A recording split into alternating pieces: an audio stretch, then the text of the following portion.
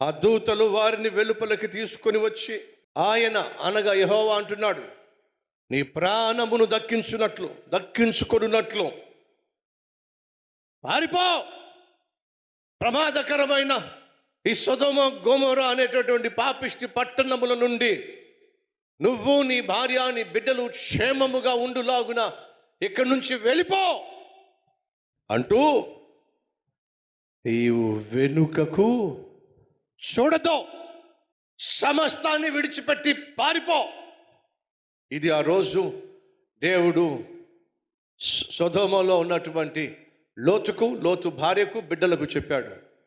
శిక్షించబోతున్నా, ఈ సొదొమ గొమొర్రాని కాల్చివేయబోతున్నా.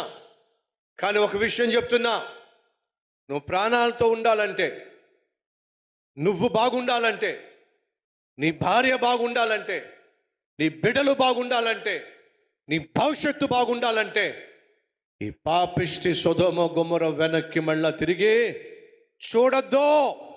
ఇది అపవిత్రమైనటువంటి ప్రాంతం, అపవిత్రమైనటువంటి ప్రజలు, అపవిత్రమైనటువంటి పద్ధతులు. ఈ అపవిత్రమైనటువంటి పద్ధతుల నుండి, అపవిత్రమైనటువంటి ప్రజల నుండి, అపవిత్రమైనటువంటి ప్రాంతము నుండి, వారి పాపిష్టి అలవాట్ల నుండి వేరై నేను చూపించు ప్రాంతానికి వెళ్ళు. వెనక్కి కూడా తిరిగి చూడడానికి వీలేదు. ఇది దేవుడిచ్చిన శాసనం. సహోదరులు, పాత రోత జీవితాన్ని విడిచిపెట్టి దేవుడు మనకు అనుగ్రహించే నూతన సంవత్సరంలో అడుగు పెట్టడానికి మనం వచ్చాం.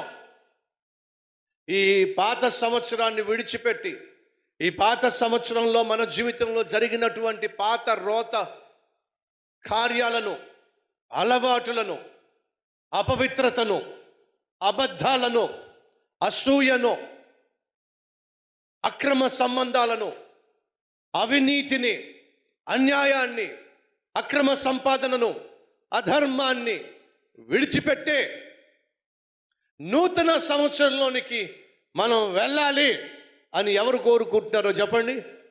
దేవుడు కోరుకుంటున్నాడు. ఆనాడు లోతు నివసిస్తున్న రోజుల్లో ఏముంది? అపవిత్రత. లోతు ఇంటికి 2 దూతలు వస్తే వాళ్ళని రేప్ చేయడానికి ఎవరు వచ్చారో తెలుసా? 15 సంవత్సరం లోపున్న అబ్బాయిలు వచ్చారండి. అలాగే వయసు మీద పడిపోయినటువంటి ముసలోళ్ళు కూడా వచ్చేసారండి. దేంతో నిండిపోయిందో చెప్పండి? ఆ ప్రాంతం పాపంతో నిండిపోయింది. మరి ఈ రోజుల్లో ఉన్న పరిస్థితి ఏమిటి? 12 సంవత్సరాల పిల్లవాడు పాఠాలు చెప్పేటటువంటి టీచర్ అమ్మను తల్లి చేశాడు. లోతు రోజులు కావా ఇవి? సొదొమ గొమొర్రాలో జరుగుతున్న పాపం ఈరోజు జరగడం లేదా? దేవుడు ఏం చెప్పాడు? వెనక్కి తిరిగి చూడకండి, సొదొమ గొమొర్రా ఆలోచనలు పెట్టుకోకండి. సొదొమ గొమొర్రాలో మీరు చూసినటువంటి పాపిష్టి కార్యాలు, ప్రజలు చేసిన పాపిష్టి కార్యాలు మీరు మనసులోకి తెచ్చుకోకండి. ఈ ప్రాంతాన్ని విడిచిపెట్టేసి వెళ్ళిపోండి అని చెప్పి దేవుడు చెప్తే వెనక్కి తిరిగి చూడకండి. సహోదరులు, సొదొమ గొమొర్రాని విడిచిపెట్టి మనం వెళ్ళిపోతున్నాం. పాత సంవత్సరాన్ని, రోత జీవితాన్ని విడిచిపెట్టి నూతన సంవత్సరంలోనికి, నూతన జీవితంతో, నూతన ఆశీర్వాదాలు పొందుకోవడానికి మనం వెళ్ళబోతున్నాం. దేవుడు చెప్తున్నాడు ఏమని? వెనక్కి తిరిగి చూడకండి. వేటినైతే విడిచిపెట్టారో, ఏదైతే మీకు శాపకరంగా ఉన్నదో, ఏవైతే మీ ఆరోగ్యాలు చెడగొట్టినాయో, ఏవైతే మీ కుటుంబంలో శాంతి సమాధానం లేకుండా చేసిందో, ఏవైతే మీ చదువును పాడు చేసి, మీ యవ్వనాన్ని పాడు చేసి, మీకు భవిష్యత్తు లేకుండా చేసిన అలవాట్లు ఏమైతే ఉన్నాయో, అమ్మాయిల పిచ్చి ఏమైతే ఉందో, విడిచిపెట్టి వెళ్ళిపోండి.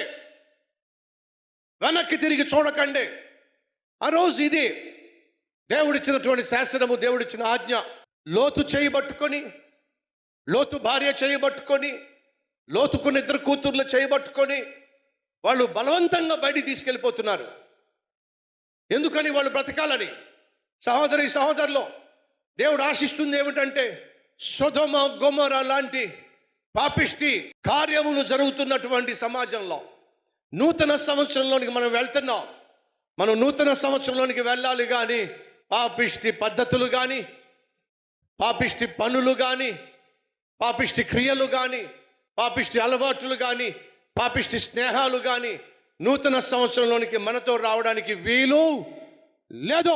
ఈరోజు నీ జీవితంలో ఏదైతే నీకు పరిశుద్ధత లేకుండా చేస్తుందో, ఏదైతే నువ్వు ప్రభు బిడ్డగా జీవించకుండా చేస్తుందో, ఏవైతే నీ జీవితాన్ని పడుతున్న ప్రయాసకు ప్రతిఫలం లేకుండా చేస్తుందో, పడుచుతనంలో నిన్ను పాడు చేసే అలవాట్లు ఏమిటో, ప్రేమ దోమ అని చెప్పి చదువుకోవాల్సిన సమయంలో చదువుకోకుండా నీ జీవితాన్ని నాశనం చేస్తుందో విడిచిపెట్టేసేయ్.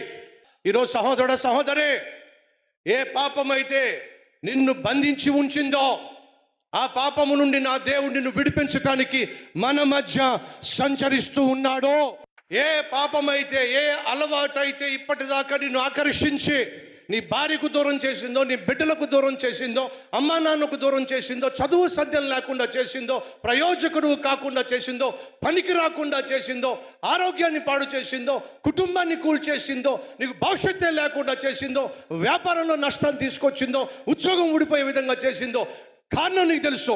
నా ప్రభు అంటున్నాడు, ఏదైతే నీ జీవితాన్ని నాశనం చేసిందో, నీ కుటుంబంలో సుఖము, సౌఖ్యము, సమాధానము, సంతోషము, సమృద్ధి, సంతృప్తి లేకుండా చేసిందో దాన్ని విడిచిపెట్టేసేయ్.